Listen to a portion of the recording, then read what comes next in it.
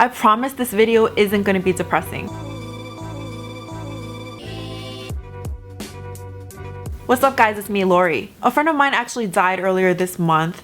She was only 49 and she was like a truly beautiful person. She was the type of person who could go into any room and just radiated all this awesome energy and made everyone love her. Losing her is really sad for many people, but it's also a time of reflection, I think, to think about who she was. And what attracted most people to her, including me, was her love of life and of every moment. Lou was the kind of person who wasn't defined by some artificial measure of success or of influence. If I could sum her up, I would say that she was the kind of person who was all about unfaltering love for her family and her friends, or the way she could light up a whole room when she took the stage because she was a singer and she just had this amazing stage presence, and the way she would just let almost anyone into her home without prejudice and just make them feel at home. I'm sharing this with you guys today because I think that anyone's death is just a reminder to always be true to who we are and to always know what we want. Life is a journey, it's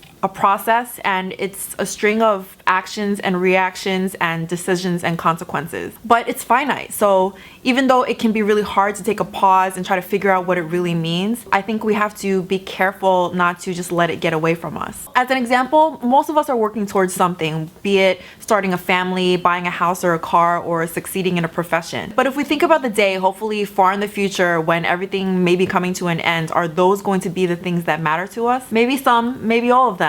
Personally, I've thought pretty long and hard about what would make me proud and what would make me feel at peace, what would comfort me and what would minimize my regrets. And the answer isn't professional success, it's not money, it's not popularity, it's not acceptance, it's not recognition, even though all of those things are things that matter to me now. When I'm down to my last few breaths, whether that's tomorrow or whether that's like 50 years from now or more, I think that I would be at peace knowing that I tried my best to make the most of my time here. And I would feel really grateful to know that I had built up enough happy memories to make it feel like it was worth it. I would want to know that I tried my best to put my loved ones in the same position and that they were happy. And I would want my loved ones to know how much I love them. And that's it. I know all that stuff sounds mushy, but I just don't think anything else is gonna matter. Life is unpredictable, and the only thing I can do moment to moment is control the decisions that I make and the effort that I put forth. If I try my very best to be a good person and I try to do the right thing and I try to do the right thing by my family, I may still fail, but I can never ever regret trying. We may all have different paths, but we're all gonna end up in the same place. And so whenever a decision comes up that is overwhelming or paralyzing, you don't know which way to go, thinking ahead to that place where we're gonna end up may not give us all the answers, but it can put things into perspective if the decision we're trying to make is actually not as important as we make it out to be.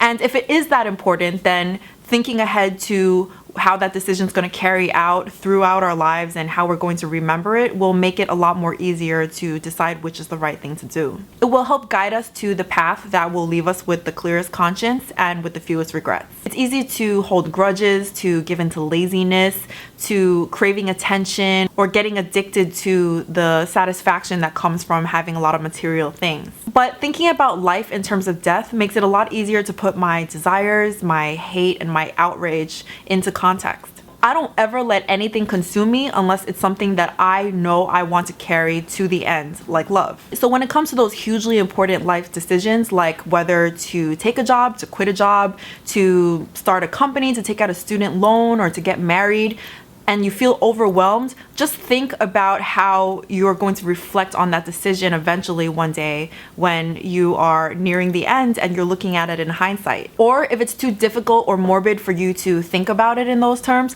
think about it as avoiding a midlife crisis. A midlife crisis is the sort of thing that happens to the best of us, and it happens when we experience feeling like we're past our prime or past the time we could have really pursued what we really wanted, or we just have general regrets about the way we decided to do things. I think when you think about things in that context, you can be more sure-footed and know that you are just trying to make the best decision for yourself and for your future. And you'll also realize that no matter what you decide, you'll probably be okay. Just do everything with the best of intentions and always try to be better in the next moment. Don't waste your time stressing over things that can't be changed, and instead take all of your energy and focus it on the things that can. And And as tough as it is to think about, don't forget that the end can come sooner rather than later, and it's okay. It just means that life is not about results, it's about effort, genuine effort. And for my friend Lou, whose life's for sure had its own ups and downs, her net impact on the world and the lives around her was a positive one. So may she rest in peace. Thanks for listening, guys. I hope that that was a positive message for you and not too much of a downer.